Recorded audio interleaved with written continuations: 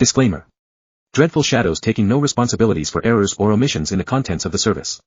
In no event shall Dreadful Shadows be liable for any special, direct, indirect, mental, physical, consequential, or incidental damages or any damages whatsoever, whether in an action of contract, negligence or other tort, arising out of or in connection with the use of the service or the contents of the service. Dreadful Shadows channel reserves the right to make additions, deletions, or modification to the contents on the service at any time without prior notice. Watch at your own risk. Once upon a time when I was younger, there was a spooky old building on the infamous 13th Street at the end of our neighborhood.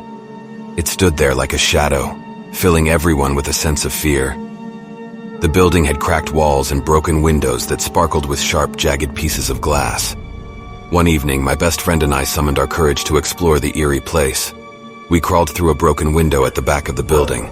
Inside, it was dirty and covered in mud, as if nature itself wanted to reclaim the space.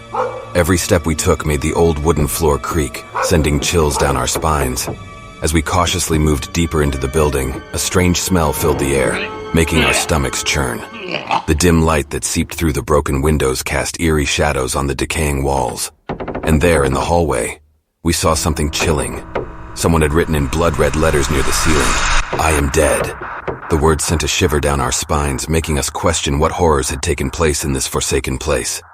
Trying to reassure ourselves, I whispered to my frightened friend, "Maybe it's just a prank, someone trying to scare us." But deep down, the eerie atmosphere made it hard to believe my own words.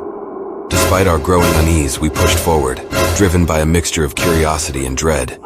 Each room we entered seemed to hold the remnants of a haunting past. In what appeared to be a worn-out kitchen, we discovered more writing on the wall. The words seemed to be etched with an unsteady hand. "I am in a room upstairs." It felt like a warning, as if something sinister awaited us on the upper floor. With hesitant steps, we climbed the creaky stairs, our hearts pounding in our chests. The hallway on the second floor seemed endless, enveloped in an eerie silence broken only by our own breathing. And at the end, we encountered a closed door bearing more cryptic writings. It sent a chill down our spines as we read the message, "You will find me in this room." The words hung in the air, suffocating us with a growing sense of dread. My friend's fear reached its peak and he begged me to turn back. But fueled by a mix of bravery and curiosity, I refused to let fear take hold. With trembling hands, I pushed open the door. The room was empty, except for two closed doors on either side. As we ventured further, we noticed more unsettling writing on the walls. The words were etched in a shaky hand. "My head is on the left and my body is on the right." The fear in my friend's eyes became too much to bear, and he bolted out of the room, leaving me alone with the growing sense of horror. I steeled myself, determined to uncover the truth. I opened the door on the right and stepped inside. As I reached the other side of the room, my eyes widened in terror. The tiny letters on the wall spelled out a bone-chilling message, "My body is underneath." Curiosity got the better of me, and I slowly approached the bed. I knelt down and peered underneath, only to find a pair of glowing eyes staring back at me. It was a terrifying, ghostly-looking cat. Before I could react, it leaped onto me, scratching and clawing, then darted out of the room. The door slammed shut behind it, sealing me inside. Panic surged through me as I noticed a chilling message on the floor bed that says, "My head is coming from the room behind you. Turn around." My heart pounded in my chest as the floorboards beneath me emitted eerie creaks and moans. Trembling, I slowly turned around, and that's when a bone-chilling screech pierced the air. The sound of scraping metal and dragging footsteps grew louder. The door behind me creaked open slowly, revealing a sinister shadow lurking in the darkness. Suddenly, something rolled into the room and stopped against the wall.